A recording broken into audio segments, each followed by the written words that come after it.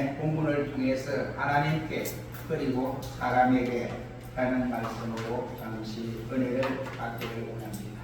우리의 신앙생활의 기본은 다른 곳에 있는 것이 아닙니다. 바로 믿음이라고 말을 할 수가 있습니다. 대간절 믿음이 무엇입니까? 이 믿음의 정의는 히브리서 11장 1절 말씀에 말하기를 믿음은 바라는 것들의 실상이요 보지 못하는 것들의 증거니라 라고 말씀을 하고 있습니다. 여기에 실상이라는 말은 무슨 말이냐? 실제, 바탕, 그리고 기초, 그리고 객관적인 실체를 말을 하는 뜻을 일러서 실상이라는 말로 표현을 했습니다. 믿음이 있는 사람은 천국에 가지 아니해도 자기 자신이 천국에 있는 것을 믿기 때문에 천국에 있는 생활하는 사람처럼 기뻐하고 즐거워하고 감사가 넘친다 이란 말입니다. 그리고 증거란 이 말은 무슨 말인가 하니 믿음은 보지 못하는 것들의 확신을 가지는 증거다. 자기가 확신이 없으면 증거를 할 수가 없어요. 그래서 믿음은 바로 여기에 실상이요 증거라는 표현을 했습니다. 우리가 죽어서 이와 같이 예수님이 재림하고 나서 우리가 다시 부활할 것을 부활하지도 않았지만 내 믿음을 통해서 내가 주님처럼 부활한다 하고 이러한 사실을 믿는 것처럼 이것이 바로 믿음이다 라고 할 수가 있습니다. 믿음의 눈으로 우리는 하나님께서 이 세상을 창조하신 것을 바라볼 수 있고 믿음으로 하나님께서 나를 엄청나게 사랑하시는구나 그 말씀이 하나님이 세상을 이처럼 사랑하사 독생자를 주셨다고 하는 그 말씀이 내게 깨달아지는구나 하는 이것을 바로 확신하는 것이 믿음이라고 할 수가 있습니다. 그리고 내 안에서 믿음이 있을 때에 하나님의 능력을 얻게 되고 또한 그 능력을 얻은 우리들이 힘써 주의 일을 피곤치 않고 감당할 수가 있게 됩니다. 두 번째로 믿음 생활의 기본은 다른 것에 있는 것이 아니라 즐거움이다 라고 할 수가 있습니다. 그 즐거움이 없는 신앙생활에 힘이 들 수밖에 없어요. 그래 이게 순간적으로는 이와 같이 즐거워하고 기뻐하고 감사하는 것처럼 해도 시간이 가면 피곤해져서 그만 그 감사도 잊어버리고 기쁨도 즐거움도 다 잊어버리는 그래서 신앙생활에 맥이 없습니다. 신앙생활에 힘이 없습니다. 신앙생활을 하는데 기쁘고 즐겁고 이러한 게 있어야 되는데 감사가 넘치는 생활이 되어야 되는데 이것이 되지 않으니까 즐거움이 없어져 버리는 이것은 믿음 생활을 온전케 하는 것이 아니라고 생각합니다. 그러므로 우리의 믿음 생활의 기본은 즐거움이 있어야 한다 이런 말. 즐거움이 없으면 어떻습니까? 수동적으로 이끌려 갈 수밖에 없습니다. 억지로 교회에 나오게 되고 억지로 습관처럼 충성하는 것처럼 보여지고 봉사하는 것처럼 헌신하는 것처럼 보여지는 경우도 있습니다.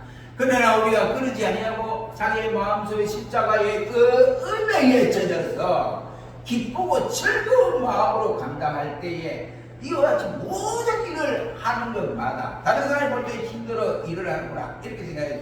본인은 막 감사가 넘쳐서 어쩔 줄 모르는 이러한 형태에 이르게 됩니다. 이런 사람에게는 십자가의 은혜를 체험한 사람입니다. 그렇지 아니한 사람은 십자가의 은혜가 무엇인지 예수님의 구속의 역사가 무엇인지를 아직도 깨닫지 못하는 믿음 없는 사람이다.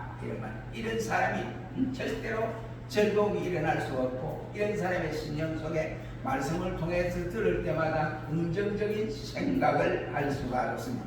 세 번째 기본은 바로 호감을 가져야 한다 이런 말. 다른 말로 표현하면 맛을 가지고 있어야 한다 이런 말.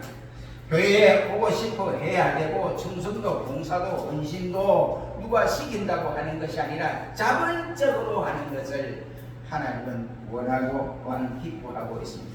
자기 스스로 하고 싶고 무엇인가 내가 이끌려서 뭔가에서 강하게 압박되어 이끌려 간다고 하는 이것을 느끼는 사람이 성령의 주장하심을 따라 인도 따라가는 사람입니다. 그래서 성령에 이끌리는 사람이다 이런 사람은 호감을 가지게 되어져 있습니다. 맛을 낸다 이 말이죠. 우리가 그 예로 이 주위에도 보면 음식점이 엄청나게 많잖아요. 그래서 이제 우리 막내가 하는 말, 뭘 사줄까? 그랬더니 떡볶이를 샀더니, 그래서 떡볶이 어느 집 좋은지 모르다니 내가 안 먹어버리고 어느 집 좋더냐 가보자. 같은 집 갔어요. 사가지고 조금 사고 왔는데 왜 그 집에 유독 그 집만 가느냐. 그 집이 뭐 종업원이 좋아서, 아니면 주인이 친절해서, 아니면 건물이 아름답게 잘 지어서, 이건 전부가 구조적입니다. 그러나 중요한 것은 음식의 맛이 내 입에 맞아야 해요. 맞지 않으면 절대로 그 집에 갈 수가 없습니다. 마찬가지로 교회도 똑같아요. 교회도 신자들로부터 아니면 초신자들로부터 야, 그 교회에 한번 가보자 이런 호감이 없으면 안 돼요.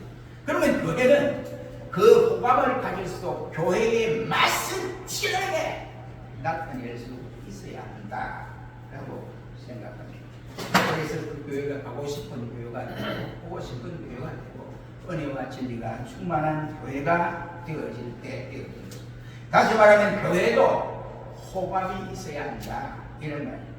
사람들이 그 교회를 칭찬하고 좋은 평가를 내리는 교회가 되도록 해야 한다 이런 말. 지상에 많은 교회들이 많잖아요. 수시로 셀 수 없는 교회들이 많습니다. 그러나 그 교회 가운데에 야, 저 교회가 진짜 교회다, 저 교회 같은 교회가 되어야겠다 이런 호감을 가질 수 있도록 해야 한다. 그 증거가 사도행전 2장 47절 말씀에 보면 초대 교회가 그러한 교회였음을 소개하고 있습니다. 우리 성경에 보면 2장 47절에 온 백성에게 칭찬을 받으리라고 했고, 이어서 말씀하는 것이 주께서 구원받는 사람을 날마다 더하게 하시니라 고 했습니다. 이런 교회는 한 번 오면 한 번으로 끝나지 않고 그 교회에 계속 가는 이 마음이, 가고픈 마음이 생기고 충성하고 싶고 봉사하고 싶고 헌신하겠다는 마음이 들게 되어집니다. 이러한 조건이 갖춰질 때 믿음이 자라고 또 교회가 이와 같이 영적으로 양적으로 성장할 수밖에 없습니다. 문제는 믿음과 즐거움 이 두 가지는 다른 사람에게 있는 것이 아니라 우리 각자에게 스스로 노력하고 힘쓰고 감당해야 할 문제라고 할 수 있습니다. 우리가 믿음을 가지는 데는 중간 역할을 하는 이와 같은 분의 도움이 꼭 필요합니다. 우리 성경에 보면 바울이 되기 전에 유대교회로 이와 같이 신봉할 때 이 사울이 바울로 변화되는 이 사건은 예수님의 특별한 역사가 되셨지만은 그러나 배후에서 스데반 집사가 있었고, 그리고 믿음이 좋은 바나바가 그의 곁에 있었기 때문이라고 생각합니다. 한 사람이 신실한 그리스도인이 되기까지는 혼자서 되기는 너무너무 힘이 들어요. 시간이 많이 갑니다. 그러나 내 곁에 신실한 그리스도인을 만나게 될 때 그도 믿음이 성장하게 되고 믿음에 굳게 설 수가 있습니다. 나를 위해서 기도를 해주고 나를 위해서 신앙의 본이 되어준 사람이 꼭 있어야 한다 이란 말이 되겠습니다. 그러나 영적으로는 나에게 달려있습니다. 최종적으로는 내게 달려있습니다. 아무리 신실한 사람을 만나고 좋은 교회 안에 있어도 내가 얼마만큼 긍정적인 믿음을 가지고 있느냐, 여기에 따라서 그 사람은 달라질 수가 있습니다. 신앙이 본이 되어지는 사람이 우리 주위에는 꼭 필요하다 이런 거죠. 그러니 우리가 얼마나 긍정적인 믿음을 가지느냐, 그것은 아무튼 내가 가고 싶은 교회 가고 믿음 생활을 하고 내가 가고 싶은 곳에 가서 즐겁게 믿음 생활을 해야 됩니다. 이러한 교회를 누가 세워나가야 되냐? 하나님이 세워줄 때 하나님이 세워주도록 우리가 기도하고 끊임없이 우리 중심이 흐트러지지 아니해야 된다. 그래서 이 시간에 하나님께 인정받는 교회, 사람들에게 인정받는 교회가 될 수 있기를 주의 이름으로 축원합니다. 첫째로 하나님께 좋은 교회는 어떤 교회일까요? 이러한 교회를 세워가기 위해서는 그 중심이 사람이 아니라 하나님이 중심이 되어져야 된다. 이런 우리 주부에 보면 그렇잖아요. 주부에 보면 맨 앞에 하나님 중심, 성경 중심, 교회 중심. 그런데 신앙생활하는 그 중심이 하나님 중심이 안 되면 이거 맨날 써달쓰라고 이 소용이 없어요. 입으로는 개혁주의를 주장하지만 실생활은 개혁주의가 되지 않습니다. 그 사람이 무슨 하나님 중심의 생활을 할 수 있느냐. 그러니까 우리 신앙생활의 중심은 하나님께 있다. 먼저는 하나님께서 보실 때에 좋은 교회가 되어야 하고 하나님께서 기뻐하시는 교회가 되어져야 됩니다. 바울은 오늘 본문에서 자신을 이 바울은 참 바보 같은 사람이야. 그 사람은 이 하나님의 종이 아니야. 이단자가 들어와 지금 그렇게 말하는 거예요. 그러니까 말하니까 평소에 잘 가르치던 바울의 교훈을 들은 갈라디아 교인들이 기가 썩어대가지고 그 말이 맞나? 이거 이제 좀 역시용 거지. 그 사람이 이단자들이 율법주의자 있다고 하죠. 바울은 하나님의 종이 아니야. 하나님의 종은 하나님 중심으로 하나님 기쁘게 하는 중심으로 살아야지. 바울은 사람에게 기뻐하게 하려고 이렇게 하지 않느냐. 그러니 그 사람은 바로 하나님의 종이 아니다 라고 이렇게 말을 했습니다. 여러분, 하나님께서 좋아하고 기뻐하시는 사람 교회가 되려면 하나님이 기뻐하고 좋은 교회가 되어질 때 가능하다 이 말이에요. 그래서 하나님이 이 기뻐하는 좋은 교회는 어떤 교회냐? 오늘 10절 말씀해 보면 복음의 진리로 바로 선 교회가 하나님이 기뻐하는 교회다. 갈라디아 교회는 사도 바울의 가르침을 받아서 그동안 왔습니다. 그래서 바울이 그 갈라디아 교회를 떠나고 나서 이내 뭐가 들어있는 이단자들이 갈라디아 교회에 들어왔어요. 오늘 우리가 사는 이 세상에 이단자들이 하도 많잖아요. 하도 많아요. 정신을 바짝 차려야 되는데 이 이단자들이 자기 성경을 가지고 와요. 우리가 똑같은 성경 찬송을 가지고 와요. 그러면 자기들이 배운 성경을 배운 엉터리로 배운 그것을 가지고 우리가 이용하는 옛날에 이 사도 바울 당시에도 갈라디아 교회 교인들이 사도 바울이 떠나고 나서 이 율법주의가 갈라디아 교회에 들어왔어. 야, 예수 믿는 거 하죠? 예수 믿는다고. 그러니까 예수 어떻게 믿는데? 이거 물어보는 거예요. 그러니까 이거 이제 우리 믿음으로 산다 뭐겠죠? 뭐 이렇게 대답했을 거 아니에요. 그러니까 이 이단자들은 그 예수 믿는 건 좋은데 예수를 믿으려면 율법을 지켜야 돼. 율법을 지키지 않으면 안 돼. 그리고 할례를 해야 돼. 남자들 할례해서 이러는 거예요. 그러니까 그 교인들이 가만히 생각하면 성경에 할례했잖아. 그리고 율법을 지키라고 그랬잖아. 그러니까 이거 안 지키잖아. 그 바울이 그 엉터리를 가르쳤어. 그건 가짜야. 이래. 그래서 교인들이 믿음 좋은 교인들은 그게 흔들리지 않는데 조금 믿음이 왔다 갔다 하는 교인들이 그게 흔들리기 시작을 했습니다. 그래서 백성들이 말하기를 너희들이 백날 그래도 그냥 믿는다고 해도 그 예수 믿는 게 아니야. 그 율법에 나타난 이 말씀을 율법을 지키고 그리고 할례를 행해야 한다. 그래 행함이 없고 할례를 받지 않으면 너희가 절대로 구원을 받지 못한다 라고 이렇게 주장을 했습니다. 그때 갈라디아 교인들 일부가 보면 신앙에 흔들리기 시작했고 그때 이제 바울이 그 소식을 들었습니다. 그 소식을 들으니까 바울이 기가 찰 일이 아니에요. 바로 가르쳤는데 그 교회를 떠나고 나면 바울이 또 다른 복음을 전하고 있어 갔는데 들리는 소문은 갈라디아 교인이 이 율법주의 이단자가 들어와서 교회를 흩어리고 있다. 이 소식을 들었어요. 그때 바울이 7절로 8절에 말씀을 합니다. 그 말씀에 다른 복음은 이 세상에 없다. 그 어떤 누구도 다른 복음을 가지고 와서 교회를 요란케 하고 교회를 흔들려고 한다면 그리스도의 복음은 딱 하나다. 내가 전하는 것 외에 다른 복음은 이 세상에 없다. 그러나 천사들일지라도 다른 복음을 전하면 그것은 전부 가짜다 라고 말을 하면서 다른 복음을 전하면 저주를 받을지어다 라고 바울이 강경하게 말을 했습니다. 당시 율법주의자들은 바울은 사람의 비유를 맞춰서 사람들이 듣기 좋은 말만 하는 자라고 바울을 비방을 했습니다. 바울의 입장은 아주 강력하게 말을 합니다. 자신이 주님께로 받은 그 진리를 지키자는 것입니다. 그 진리 안에서는 절대 타협이 있을 수 없다라고 강하게 어필합니다. 자신이 다른 복음을 만약 전했다고 한다면 자신은 성경에 나타난 모든 저주가 자기에게 임할 것이라고 말씀을 하고 있습니다. 자신은 사람들의 비유를 맞추는 그런 사람이 아니고 자신은 바로 그리스도의 종이니까 내가 그리스도의 마음, 예수님의 마음에 비유를 맞추려고 하는 사람이다 라고 말을 하고 있습니다. 여러분 한번 생각해 보십시오. 바울이 실컷 양육하여 놓고 교회가 어느 정도 이와 같이 기반이 쌓였는데 이제 다른 지역을 향해 복음을 들리는 소문이 갈라디아 교회가 참 승승장구한다. 이 소식을 들으려 기쁘고 즐겁고 감사할 일인데 아유 이단자가 와서 교회를 흩어지고 지금 교회가 막 이상자릇한 교회가 되었다. 이 소식을 들었을 때에 얼마나 가슴이 답답하겠습니까?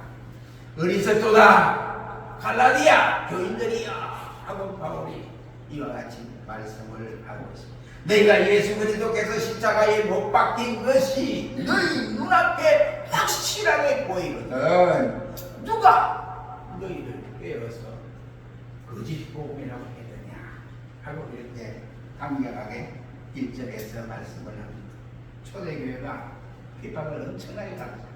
로마 국가에서 받았을 때에 그때에 이와 같이 베드로와 사도들이 복음을 계속 전했습니다. 전에는 이와 같이 저들이 믿음이 없어 각기 자기 직업을 따라서 때로는 농어촌으로 가고 때로는 이와 같이 다른 지역으로 자기 고향을 흩어져 갔습니다. 그때에 저들이 체험을 통해서 다시 한번 힘을 얻고 능력을 얻어 성령의 역사하심을 받고 나서 저들이 담대하게 복음을 전했다.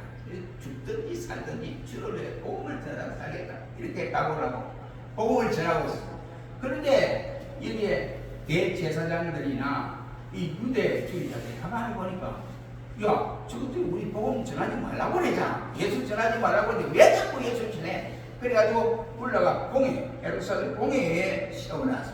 그리고 베드로와 사도들에게 하는 말을 야 우리가 너희에게 복음을 전하지 못하게 했잖아. 예수님에 대해서 전하지 말라고 했잖아. 그랬더니 베드로와 사도들이 하는 말이 너희 말 듣는 것이 우리가 하나님 말씀 듣는 것보다 옳은가 너희가 한번 판단해보라. 우리가 보고 들은 것을 절대로 말하지 아니할 수 없다 라고 이렇게 강경하게 말을 했습니다. 다시 말하면 우리는 비진리와는 타협하거나 물러서지 않겠다는 말, 오직 복음만을 전하겠다는 말. 여기에는 생명이 있고 하나님의 놀라운 역사가 일어나게 되어 있습니다. 오늘날 교회에서 진리가 변질되면 큰일입니다. 아무리 교회가 떠도 진리가 변질되면 이거는 큰일 중에 변질되지 않는 진리의 말씀을 전하고 가르치고 지키고 행해야 합니다. 복음이 변질되는 순간 교회는 무너져버리고 맙니다. 오늘날 종교 다원주의가 판을 치고 있습니다. 포스트 모니즘이라고 해서 교회 안에 이것이 들어와서 교인들 간의 신앙을 흩어지게 하고 교인들을 혼란하게 만들어지고 있어요. 그래서 동성연애도 교회에서 받아야 되고 목사는 그 동성연애자들에게 수레까지 써야 한다. 이렇게 성경에 동성연애 수레자라는 말이 있습니까? 동성연애하고 결혼하라는 말이 있습니까? 이게 범죄의 요인이었어요. 이 소돔 고모라의 멸망 요인도 바로 거기서부터 시작이 될 거예요. 폼페이 시가지가 멸망한 요인도 바로 거기서부터 시작해요. 동성연애 집단에서부터 시작해요. 성이곤란해지는 이런 상황까지 이르렀습니다. 여러분, 이와 같이 교회가 분명해야 된다. 교회가 분명하지 않고 이와 같이 이 종교 다원주의가 들어오니까 그 사람들은 결혼은 어떻게 해? 그러면 누가 교회를 쓰냐? 그 교회에서 해줘야지. 그 당연한 거 아니야? 오늘 시대가 이런데 이렇게 주장하는 교회가 가끔 있어요. 이상한 교회들이 있습니다. 그러나 교회는 진리가 하지 말라면 안 해야 돼요. 그 진리의 뜻은 교회가 돼야만이 예수님이 좋아하는 교회가 됩니다. 또한 예수님이 좋아하는 교회는 뭐냐? 하나님의 목적에 합당한 교회가 되어져야 된다. 이런. 하나님께서 예수 그리스도의 피값으로 세운 교회의 목적이 뭡니까? 첫째는 예배예요. 예배. 뭘 예배입니다. 그리고 교육, 봉사, 선교, 교제, 이것이 교회의 세운 목적이라고 할 수 있습니다. 먼저는 예배를 하나님이 받으시는 것. 이 예배는 하나님 사랑에 대한 구체적인 표현이라고 할 수 있습니다. 우리가 하나님을 사랑하는 것에 대해서 두 가지 이와 같이 표현이었는데 그 첫째가 바로 예배다라고 할 수가 있습니다. 하나님은 마음을 다하고 목숨을 다하고 힘을 다하고 뜻을 다하여 주 너의 하나님을 사랑해라고 말씀을 합니다. 그 사랑하는 그 모든 그 교체의 모범이 뭐냐? 예배라. 예배로 나타나게 되어지는 것입니다. 그러므로 예배하는 것은 하나님에 대한 사랑입니다. 그리고 그 하나님을 사랑할 줄 아는 자만이 이웃을 사랑할 수도 있고 또한 형제를 사랑할 수도 있고 봉사도 힘쓸 수가 있습니다. 요한일서 4장 20절 말씀에 보면 보는 바 그 형제를 사랑하지 않는 사람이 보이지 않는 바 하나님을 어떻게 사랑한다고 말할 수 있느냐? 라고 요한은 말씀을 하고 있습니다. 그리고 우리는 이와 같이 이것이 곧 십자가의 정신인 줄 알고 예배의 정신으로 살아가야 된다. 교회는 바로 형제사랑, 이웃사랑을 실천하는 그러한 장소이기도 합니다. 두 번째는 바로 교회는 훈련이 교육이 되어져야 되는 것입니다. 재직 생활을 오래 한 분이 예수님의 12제자가 누군지는 몰라요. 12개나 걸 아는지 몰라요. 그러면 이스라엘에 몇 집하고 그러니까 몇 집 하는지 몰라요.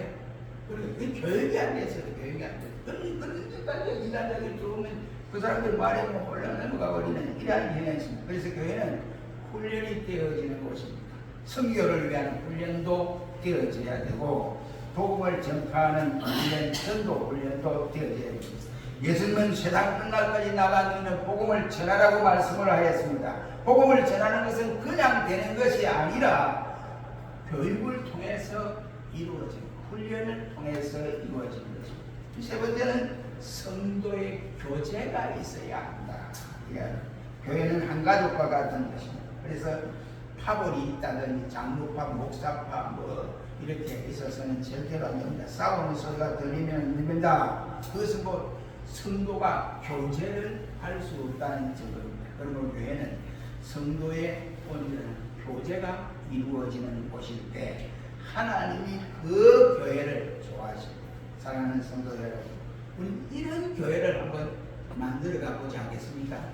두 번째는 긍정되는 교회가 돼요. 누구에게? 사람들에게 긍정되는 교회가 되어야 합니다. 그게 좋은 하나님께 좋은 교회는 사람들에게도 좋은 교회가 될 수밖에 없습니다. 세상 사람들에게 여러분 만족감을 주는 것은 뭐 기분 좋게 주는 맛으로, 상품으로, 아니면은 패션으로, 아니면 서비스로, 친절로 등등 좋은 시설적으로 만족하게 줄 수가 있습니다. 그러나 교회는 사람들에게 만족을 준다고 해서 이런 만족을 준다고 해서 그 만족이 이루어지는 것이 아닙니다. 사람들에게 만족을 줘봐야 얼마만큼 만족을 주며 저들에게 호감을 가질 수 있게 만들겠습니까? 영적 생활은 하나님께 만족을 주면 하나님이 그를 통해서 사람들에게 강화도 주고 변화를 줄 수가 있다. 이런 말. 우리가 사도행전 13장 말씀에 보면 다윗을 볼 수가 있습니다. 우리 성경에 다윗에 대해서 말하기를 하나님의 마음에 합한 사람이라고 했고 하나님은 다윗을 보고 말씀하기를 내 마음에 합한 사람이다 라고 말을 했습니다. 그는 오직 하나님께 삶의 우선을 두고 살았습니다. 그가 하나님 앞에서 범죄할 때도 있었지만은 그가 하나님 앞에서 진실하려고 애를 썼고 하나님께 물으려고 이와 같이 하나님의 뜻을 구하는 삶을 살아가려고 애를 많이 있었습니다. 시대에 보면 하나님이여 내가 하나님을 섬기면서 제로 음식을 먹을 때도 있었고 내 눈물이 이와 같이 음식이 되어 그러한 때도 있었습니다. 그래서 그래도 하나님이 나를 강건하게 붙들어서 세워주시니 감사했다라고 고백을 하고 있습니다. 우리 역시도 그는 다윗은 이스라엘 조상에게서 이와 같이 빼놓을 수 없는 특별한 조상이 되어졌습니다. 자랑스러운 조상이 되어졌습니다. 그리고 그는 가장 존경을 받는 사람이 되어졌고 이스라엘 열왕기 가운데 왕들 가운데 가장 강한 나라를 세웠던 사람이기도 했습니다. 지금도 유대인들은 말하기를 나는 다윗의 자손이다 하고 이렇게 이와 같이 자부를 가지고 이야기를 하고 있습니다. 이렇게 사람들에게 만족을 주게 된다. 하나님께 만족을 주면 사람들에게 만족을 주고 존경을 받는 사람이 될 수 있습니다. 우리 모두 이 험악한 세상에서 이와 같이 예수님과 예수님답게 살아야 되는데 그렇게 살지 못한 이 안타까운 가운데서 우리는 사람들에게 모두가 이와 같이 긍정되는 이러한 모두가 되시기를 주의 이름으로 축원합니다. 결론을 맺겠습니다. 우리는 이 시간에 본문을 통해서 하나님께 또는 사람에게 인정받는 교회가 되기를 원합니다. 우리가 하나님 앞에서 좋은 교회, 그래서 모든 사람들에게 좋은 교회에서 오고 싶은 교회, 사랑하고 싶은 교회, 배우고 싶은 교회, 머무르고 싶은 교회, 이러한 교회는 저와 여러분이 신앙의 공동체에서 하나가 되어질 때에 가능합니다. 그렇지 않습니까? 우리의 가슴 속에 예수님을 중심으로 해서 십자가의 그 은혜로 하나로 뭉쳐질 때 가능하다 이 말. 그렇지 않으면 하나님과는 전혀 상관이 없는 교회가 되도록, 그리고 하나님의 목적에 합당한 교회가 되시고 사람들에게도 검증받는 아름다운 교회가 되어 날마다 하나님의 역사가 우리 교회를 통해서 드러나는 이러한 역사를 체험하는 교회가 되도록 우리 모두 힘쓰시기를 주의 이름으로 축원합니다.